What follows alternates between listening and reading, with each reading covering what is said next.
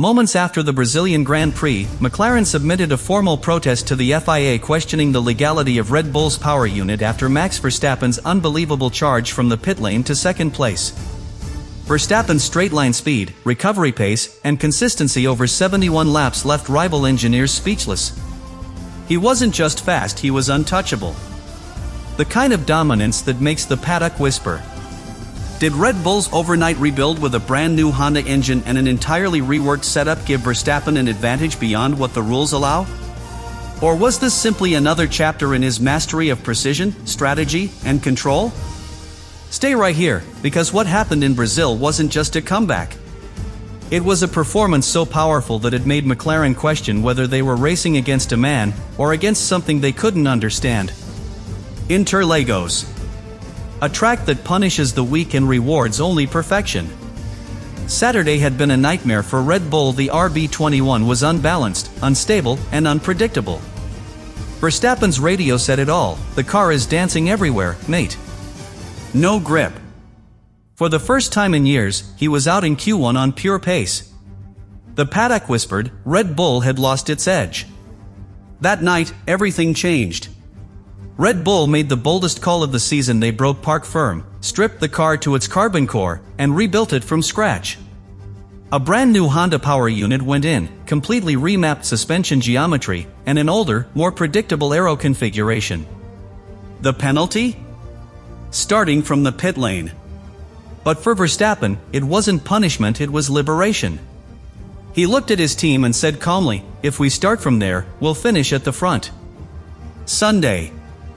The lights went out, chaos exploded into turn 1, and Verstappen waited, visor down, alone in the pit lane. The green light flashed and the RB21 launched like nothing else on track. The first telemetry readouts shocked Red Bull's engineers. Perfect traction. Zero wheel spin. Acceleration numbers higher than their own simulations predicted. Within 10 laps, he was inside the top 10. By lap 30, he was setting purple sectors. And by lap 50, he was doing something no one could explain, overtaking with straight-line speeds that seemed impossible for the car's setup. From the very first practice session on Friday, Red Bull knew they were in trouble. The RB21, usually a masterpiece of balance and precision, was unpredictable, twitchy, and fragile. Verstappen's feedback came through the radio like a metronome of frustration: rear instability. Front isn't biting. Mid-corner grip is gone. The telemetry confirmed what he felt. The aero platform was stalling under heavy load, the suspension wasn't matching the track surface, and the car's mechanical grip was collapsing in the slower corners. Interlagos had exposed every weakness. By Saturday, desperation set in. The team threw everything at the setup: new ride heights, altered anti-roll bars, different differential maps, but nothing worked. Verstappen fought the car through every corner in qualifying, wrestling a machine that refused to listen. The telemetry trace from Q1 told the story brutally: constant steering corrections, inconsistent brake pressure, rear slip angles far beyond tolerance.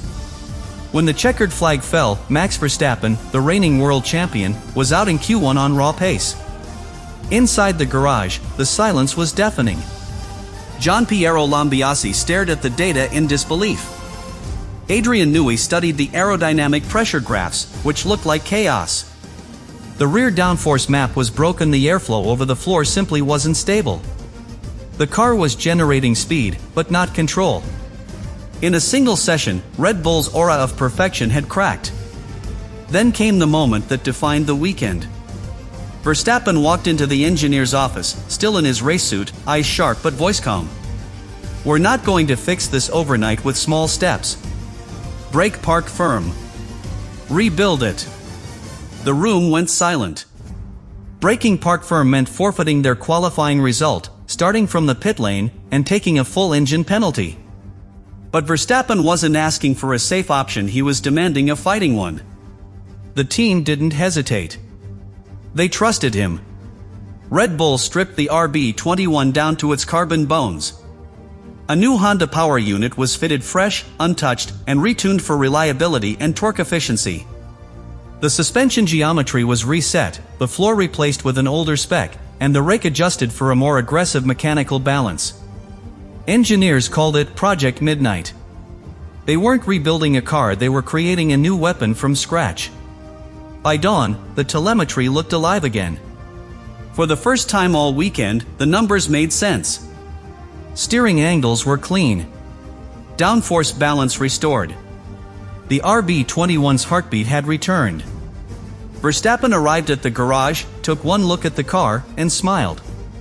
Now we fight. What Red Bull didn't know yet was that this rebuild, this moment of courage, would produce something so extraordinary that even McLaren would question its legality 24 hours later. That night in Sao Paulo, the Red Bull garage became a workshop of controlled chaos. Mechanics worked through the curfew, their movements illuminated by the glow of monitors and the hum of machinery. Every click of a wrench, every torque adjustment echoed with purpose. This wasn't maintenance, it was reinvention. The RB21 was stripped down to its bones. The floor, rear wing, and suspension geometry were re-engineered. And at the heart of it all, a new Honda power unit fresh from the factory, untouched, and fully recalibrated was installed. This wasn't the same engine that had failed Verstappen on Saturday. The new unit featured a refined internal combustion mapping sequence designed for lower heat degradation and improved hybrid energy deployment. It wasn't illegal. It was just perfect. Honda's power delivery curve had been optimized to match Verstappen's precise throttle rhythm, smoother, cleaner, and astonishingly efficient. When paired with a lighter aerodynamic setup and recalculated torque bias, it gave the car something rare: absolute predictability. By 2 in the morning, engineers gathered around the telemetry screen for the first systems check. The numbers looked unreal. Torque consistency was perfect. ERS deployment was flowing with no recovery lag.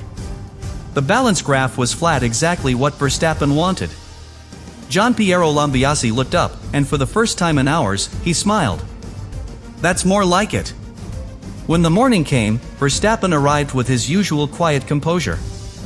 No drama, no nerves, just that cold focus that defines him.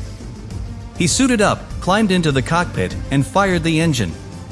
The garage filled with a deep, clean roar, the sound of power perfectly tuned. The data immediately confirmed it.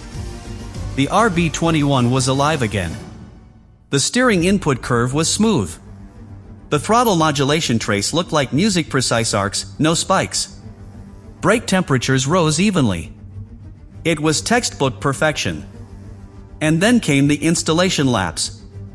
Verstappen rolled out of the pit lane and into turn 1. The telemetry back at the garage lit up green across every system: power unit response, aerodynamic balance, fuel mixture, all flawless.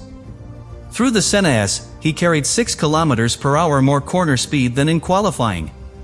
Through turn 6, his exit throttle trace hit 100% a full half-second earlier. Those are margins you don't find overnight. Those are the results of genius, both in engineering and in the man driving it.